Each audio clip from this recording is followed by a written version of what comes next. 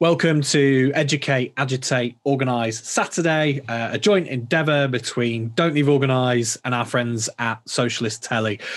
Really delighted to be joined this week by Cathy Augustine, one of my comrades from Don't Leave Organise, but also, really importantly, she's the chair of Keep Our NHS Public, Oxfordshire, and also sits on that organisation's national EC. Cathy, thanks for joining me this week. No, lovely. Thank you. I'm really looking forward to this programme. Really looking forward to sharing the interview with you this week, Cathy. So without further ado, let's move on to our guests.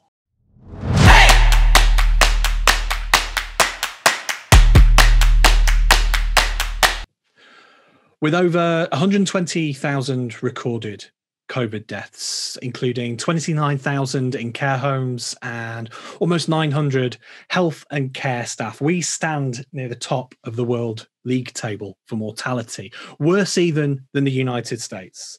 We have one of the best public health services in the world, and yet we've had one of the worst public health outcomes. I'm really delighted this evening to be joined by two people who are going to be talking to us about the People's COVID Inquiry. And that's Nina Modi, who I should stress she's here as a panel member of the inquiry, not representing any of the organisations that she is a member of, but I should say she's also the Professor of Neonatal Medicine at Imperial College London, President of the UK Women's Federation and incoming President of the British Medical Association.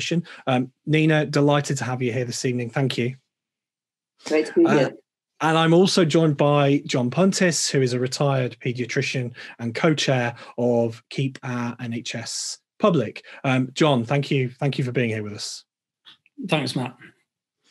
So we've had before on this programme, we've had people on to talk about the injustices that this crisis has highlighted for precarious workers, for minorities, for disabled people. We've talked at length about the dodgy contracts that this government seems to have handed out to its friends with limited public health benefits.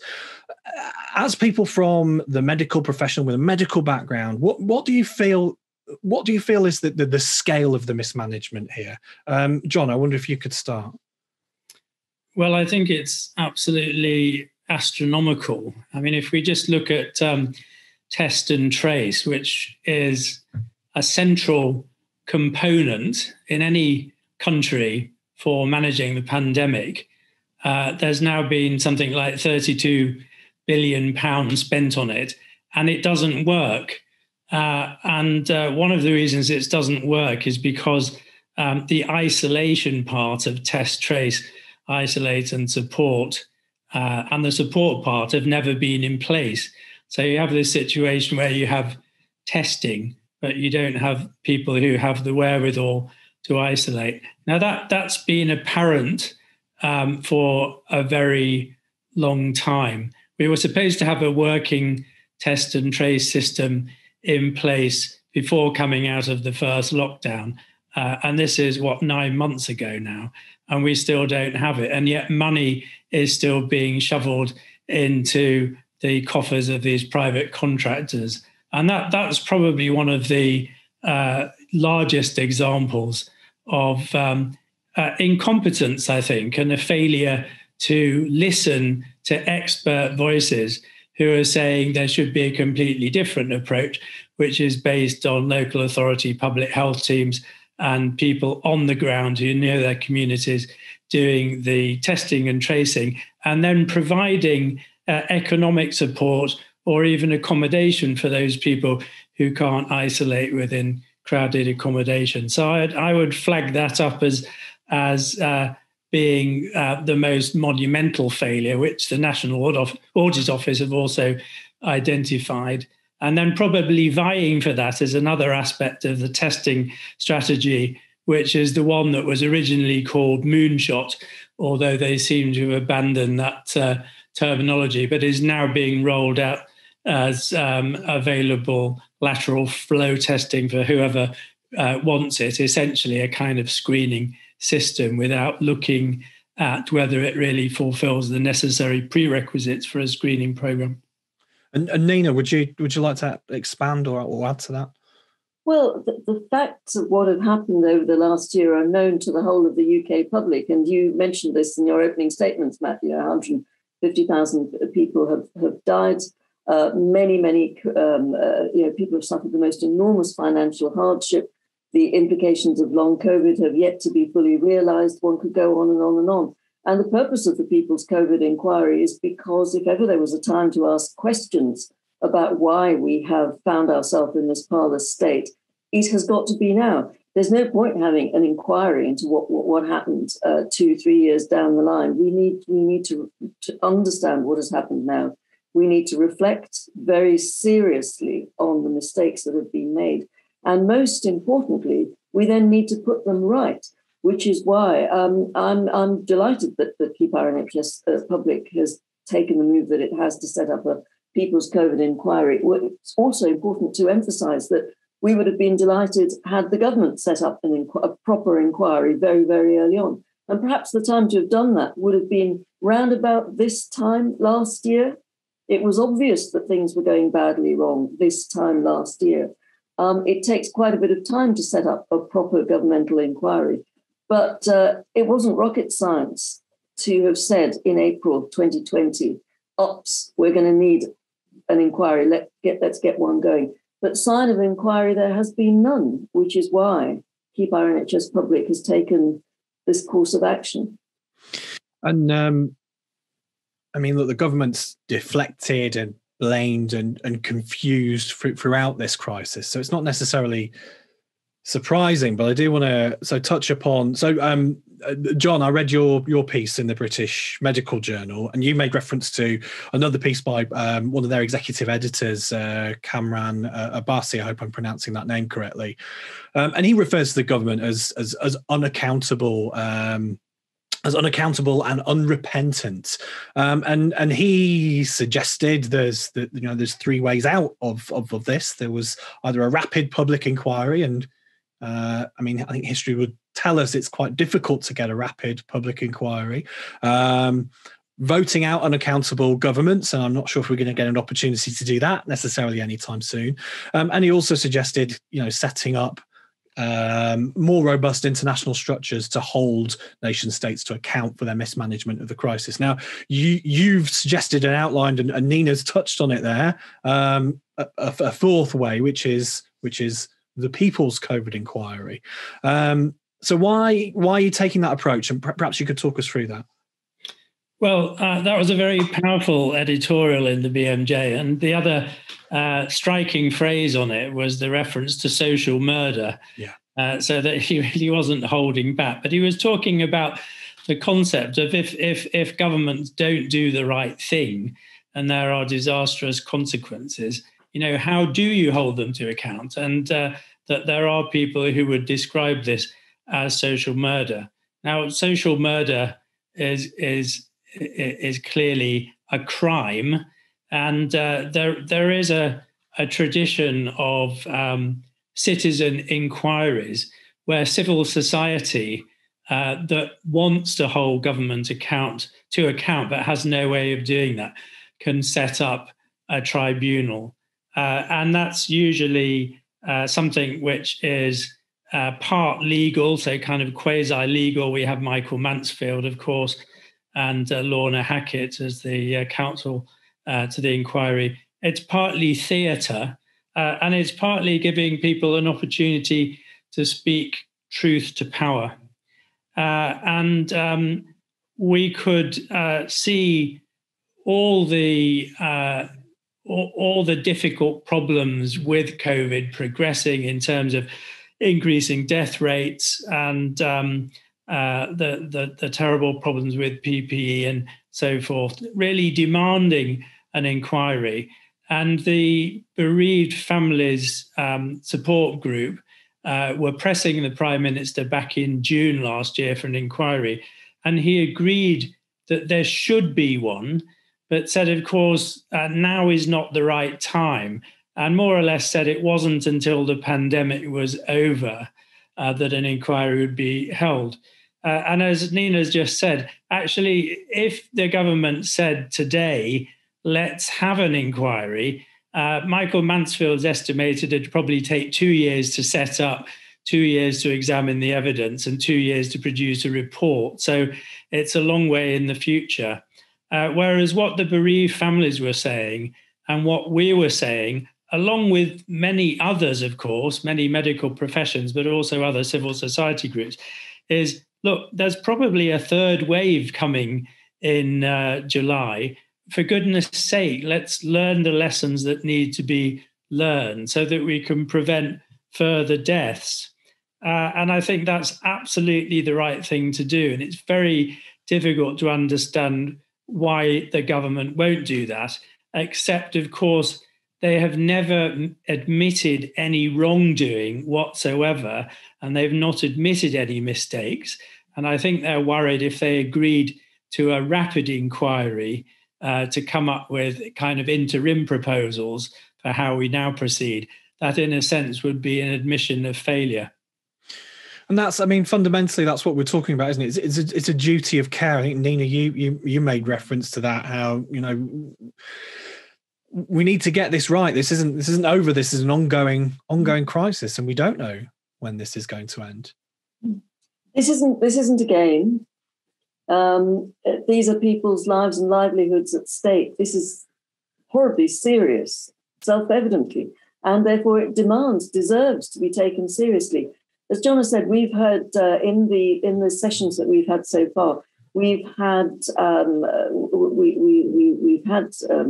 testimonies from world-leading academics, and we've heard some heartrending stories of what has really happened on the ground.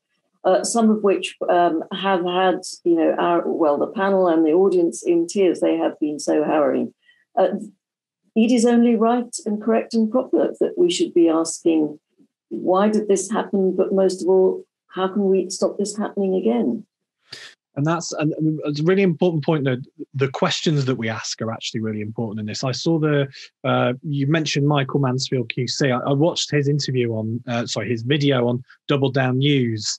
And he talked about this, and he talked about it in the context of the Hillsborough inquiry, the Bloody Sunday, Stephen Lawrence, and this fundamental question: what did they know?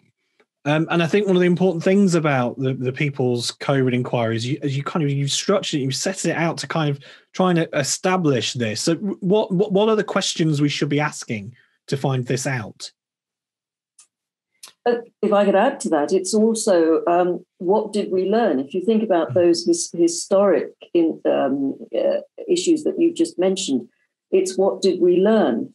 And we've recently heard, just in the last few days, Doreen Lawrence say, what has been learned about inequities in relation to race and ethnicity in this country? So it's asking questions. It's asking questions with a view to learning something and putting things right. John, would you like to add to that at all?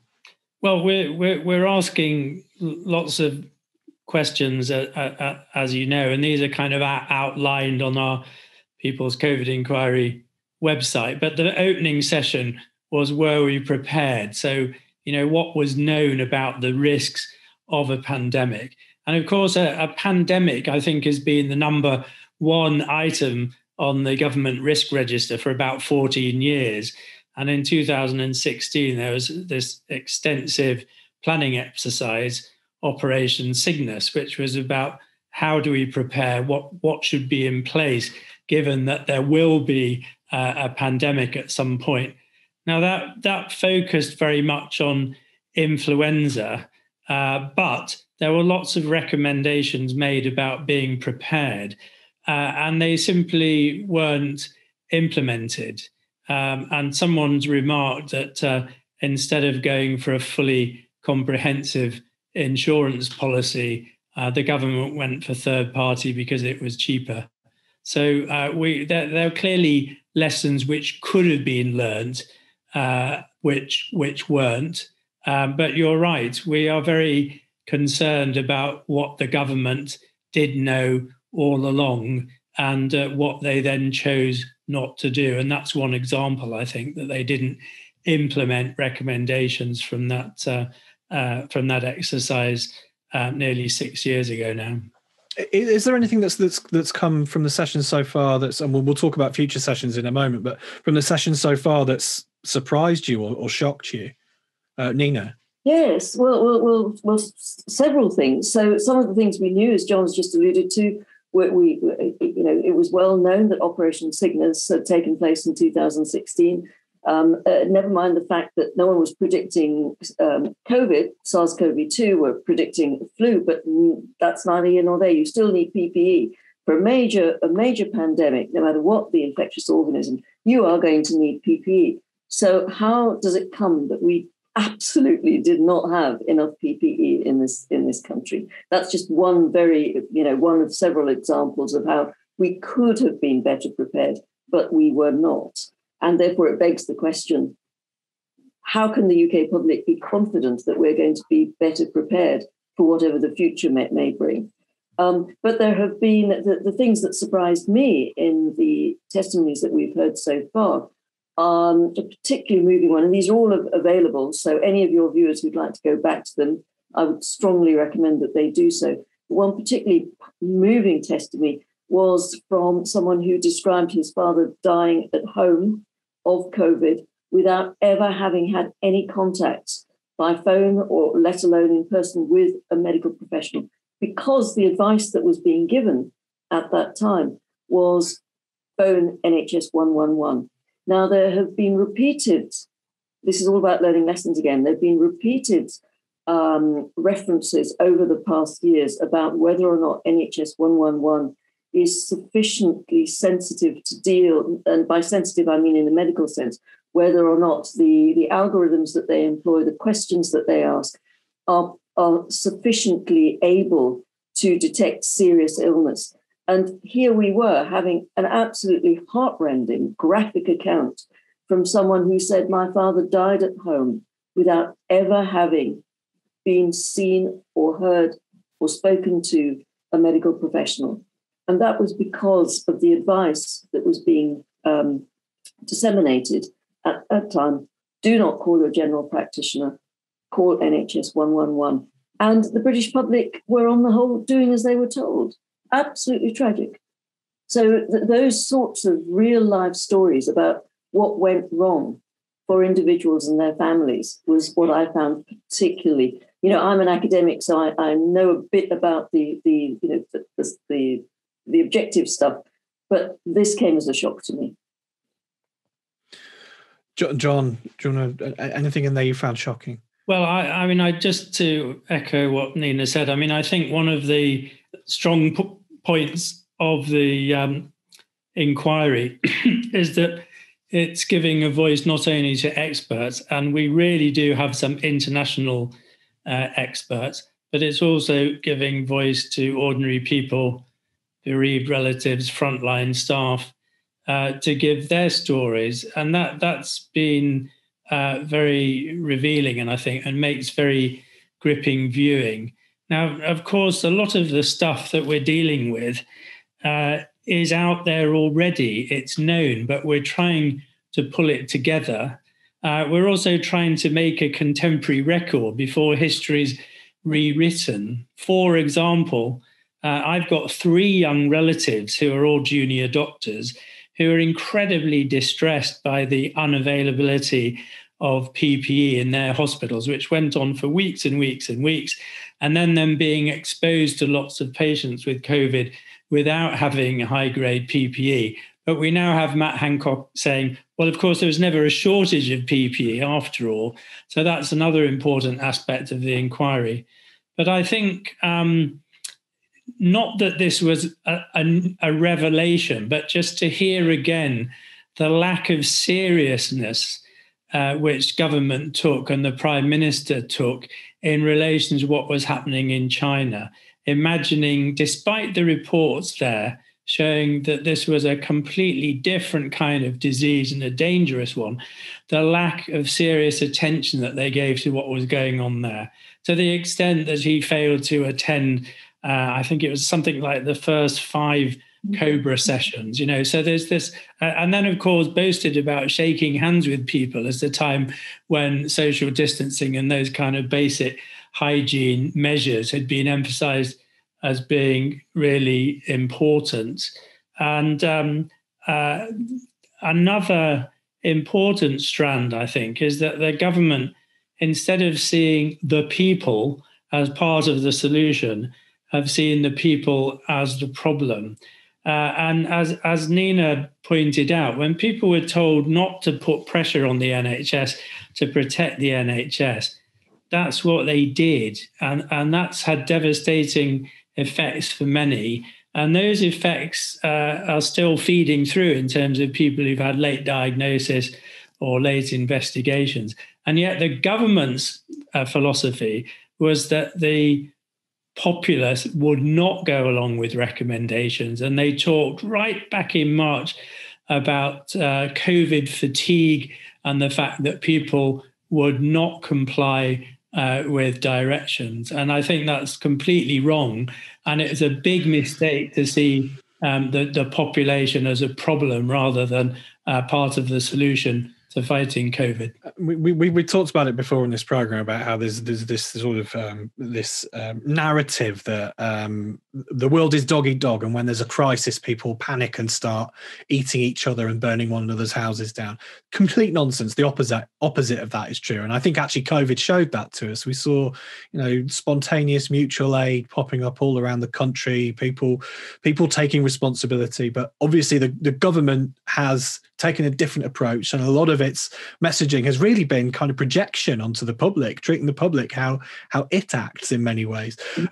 So you talked about how the inquiry is broken up into sessions. You talked a bit about some of the sessions that we've already have. I wonder if you could tell us a bit about what's coming up and perhaps how people watching this can get involved, how they can contribute.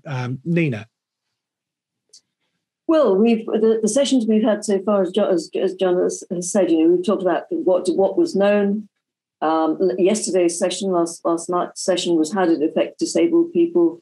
What sort of palliative care provision was available? Sessions that are coming up in the future is, again, what should we be doing next? How can we improve our public health systems? We're going to have a roundup session at the end of the day. I've forgotten what the 7th session is, John. You'll have to help me out there. And then the last session, as I say, will be a roundup. We're also going to be talking about the economic consequences of the pandemic. So a number of very, very important and interesting sessions over the next few weeks, each fortnight. And how do people get involved or contribute? Just register and join. Excellent. And we'll put all those details in the description of this program. And sorry, Matt, I was going to say, and of course, people can submit their questions as well. Excellent. So contribute then that way too. And could I also add, Matt, that if people visit the KOMP People's COVID Inquiry website, there's also a survey which they can complete and relate their experiences. But they can also give video testimony if they want to do that. And so they can get in touch and say that they want to relate their experiences. And that's possible to do via our office team. And we should stress as well, this is the people's COVID inquiry. It's really essential that people do get involved and make a contribution. So look, obviously this is an ongoing inquiry. I don't want to prejudice the results or anything like that, or ask you to do the same. But what happens after this process? Well, I think one element of the inquiry is looking forward. And this may be the topic of the concluding, possibly additional 9th session. We're still talking about that. But one of the questions being posed is just what kind of health service do we want?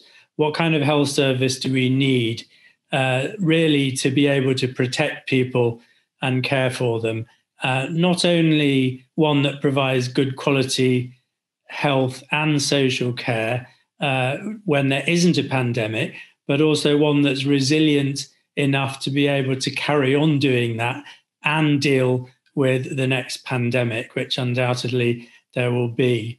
So I think people should be encouraged very much to think about the problems that the health service has faced, how those have come about, and what kind of system they would want in place to have a really good health and care system in the future.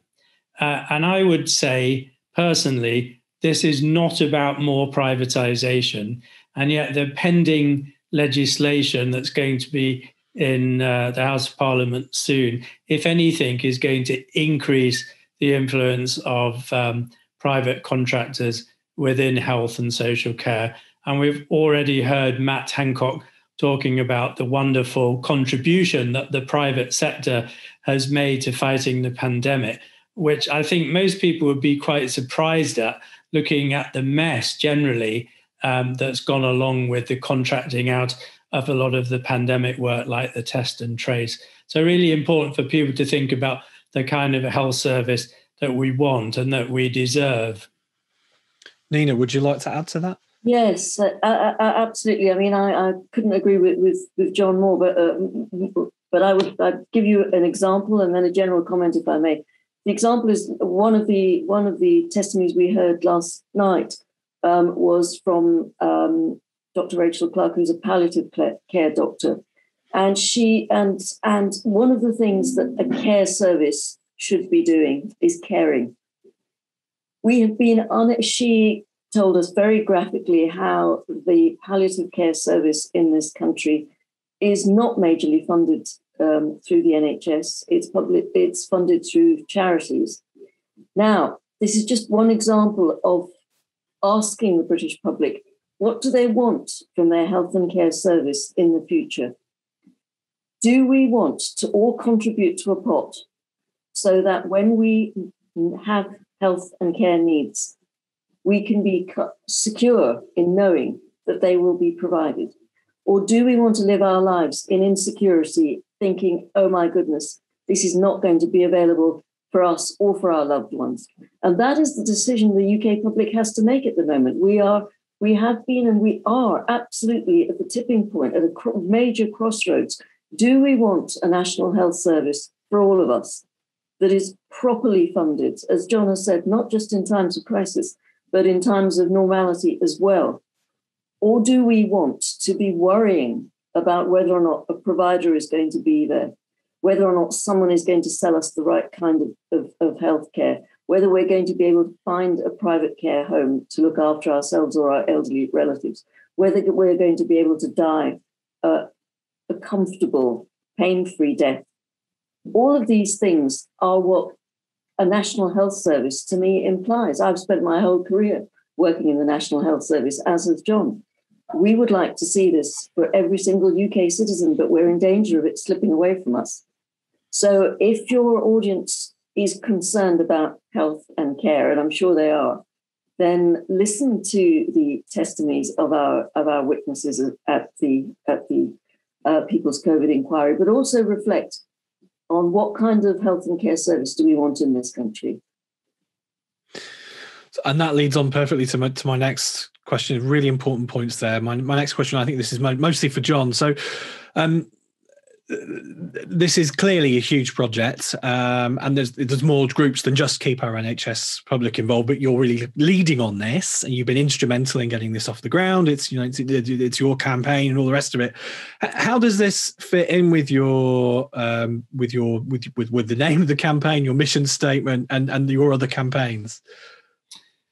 Well, that's a good question. There's been quite a lot of discussion about that. And as our name suggests, our main focus is on keeping the NHS, or re-establishing the NHS as a publicly funded, publicly delivered and publicly accountable service.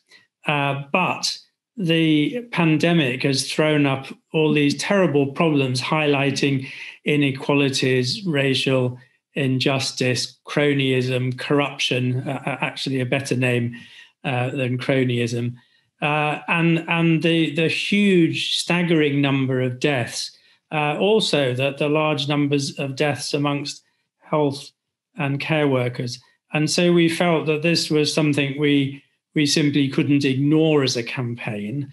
And as we've already covered in the course of the last half hour or so, looking at the pandemic and the response actually raises all these kinds of questions about what was being done to the health service, what sort of state was it in, and what kind of health service do we want. So it fits in very well with our aims of providing really high-class care, but in the form of a publicly provided, funded and accountable health service and health and care service. So I think it supports really all the other elements of our campaigning.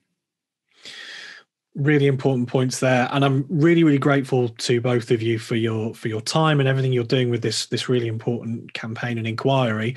I just want to very quickly I know you've both said quite a lot there, but I want to give you an opportunity to have a kind of final thoughts for the people watching this. Nina?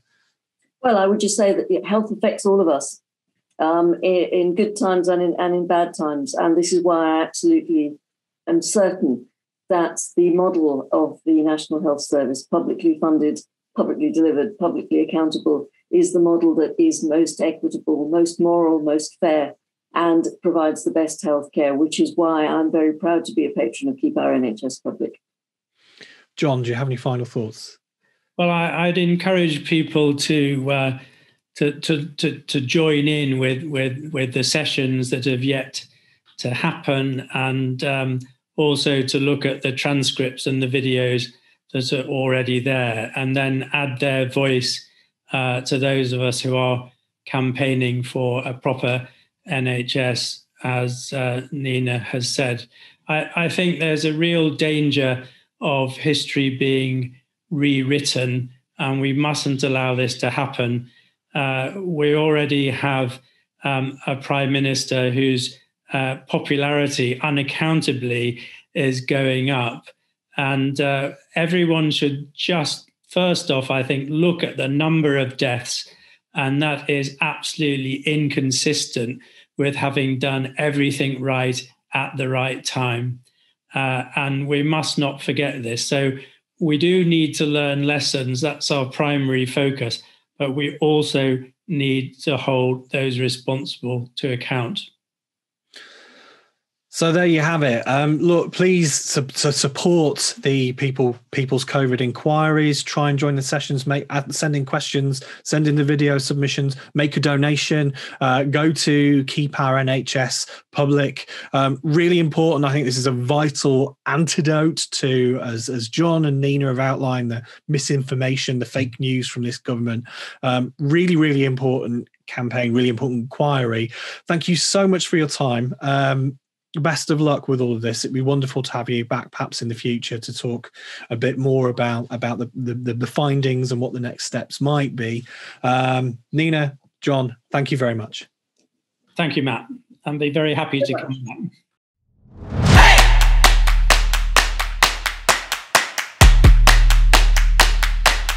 So, look, I mean, again, real privilege to have John and Nina on. There was lots to unpack from that discussion, I think. Obviously, it's an ongoing inquiry. We don't know what the end result of it's going to be, but I think it's really, really important that this is happening, that this process is taking place. So we can't let the government just whitewash this and, completely change the narrative on what's happening.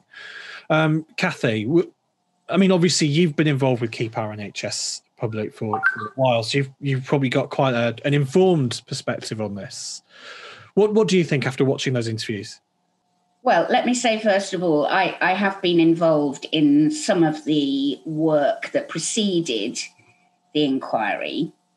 And I think it's really courageous of Keep Our NHS Public to take on such a vast project. We talked about, in particular, one of the videos that Michael Mansfield, who we are privileged to have as part of the inquiry, the video he did for Double Down News.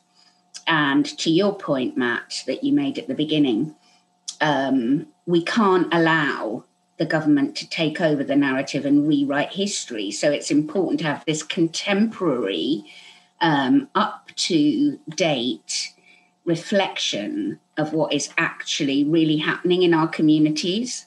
So although it sounds quite formal, it does encompass a lot of grassroots campaigns. So people are able to give evidence, which again sounds a little bit scary, but it's telling your story. And you can do that either in writing, and I know we've got links to where you can submit evidence, your story, and you can just record it on a phone if you would prefer to do that and send in your story in that way. And the power for me of the sessions so far have provided these personal, tragic and often harrowing stories behind the horrifying statistics. So yes, the statistics, the numbers of deaths are huge and shocking, and I'm sure the inquiry will uncover the fact that many were unnecessary. However, we can't prejudge. But the point about blaming rather than protecting us, the point that I think John made, you know, the government is already twisting the narrative, casting the population, the people as the problem. And you made a very good point in a response to that about, well, actually, no, that's not the case. Look at how people have mobilized in their communities for mutual aid groups. So there's a real disconnect between the government narrative and what we actually know is happening. And this People's Inquiry is the opportunity to tell those real stories now while they are raw and fresh in our minds, and collect that evidence so that it isn't lost and it isn't buried. And that's it. And those are our stories. This is the People's Inquiry. And, you know, absolutely, as you rightly said there, horrifying statistics, but I think you can get statistic fatigue, can't you? I mean, it's very difficult to imagine 120,000 people, but when you hear that testimony, that raw testimony, I think this is a really important process, and I think people really should support it. Of course, they can support it by making donations to Keep Our NHS Public. And as you said, they can submit their own contributions to that inquiry. Something I would have loved to have spoken to those really, I mean, very knowledgeable individuals we just had the opportunity, the privilege to speak to there. But there does seem to be, when you look at the international picture, when you look at the countries that have really had abysmal public health outcomes, and we've had an appalling public health outcome from this, it's your Bolsonaros, it's Trump, it's Johnson, it's Modi, it's all of these are right-wing populist governments. I mean, what do you think that tells us about that governing ideology and what it offers to people? Well, I think that was summed up by touching on this concept of social murder. And that is something that is capitalism on steroids, really. So this is something that I've been looking at since the beginning of the pandemic. And in fact, prior to the pandemic, you know, before we went into the first lockdown, we already had a government with the deaths of 130,000 people on benefits on their hands.